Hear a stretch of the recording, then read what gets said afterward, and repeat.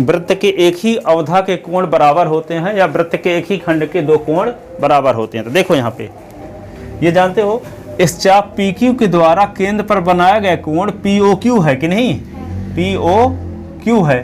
तो ये बराबर POQ बराबर शेष बराबर 2 गुणे कोण R सिद्ध कर चुके हैं अभी।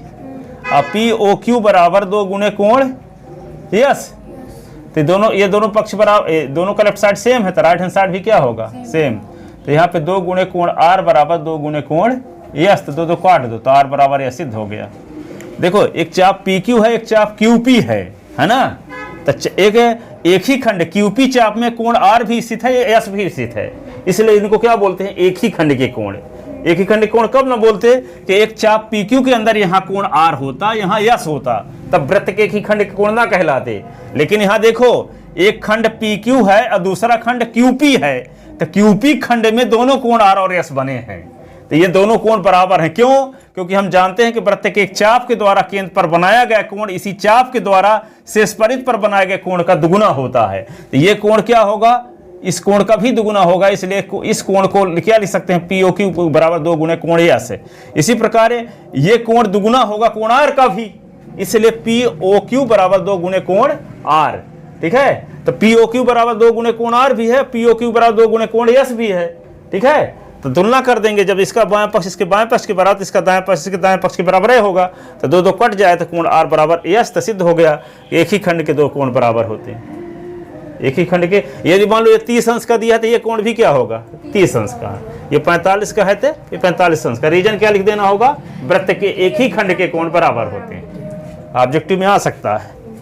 ठीक है, तो लिखते हैं, इसको दिया है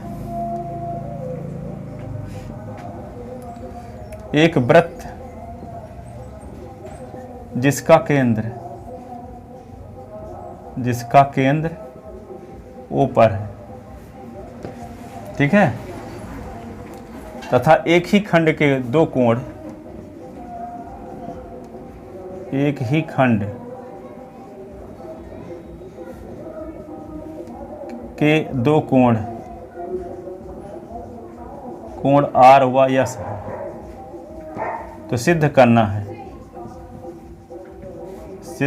है कोण R बराबर कोण यस। ठीक है, उत्पत्ति क्या लिखोगे, कोण POQ बराबर 2 गुणे कोण R और कोण POQ बराबर 2 गुणे कोण यस। रीजन क्या लिख दोगे, वृत्त के एक चाप के द्वारा केंद्र पर बनाया गया कोण उसी चाप के द्वारा शेष परिध पर बनाए गए कोण का दुगना होता है। वही रीजन यहाँ भी लिखोगे, वृत्त के दोनों का एक ही है ना। हाँ, वृत्त के एक चाप के द्वारा केंद्र पर बनाया गया कोण, केंद्र पर बनाया गया कोण उसी चाप के द्वारा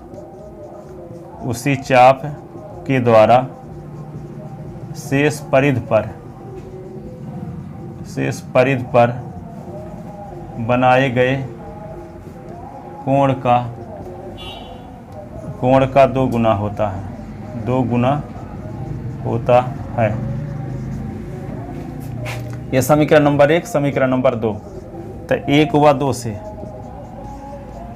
2 से क्या लिख दोगे, दोनों का बाएं पक्ष बराबर है तो दाएं पक्ष भी बराबर, तो 2 गुणे कोण R बराबर 2 गुणे कोण यस। 2 काट दो तो कोण R बराबर कोण यस।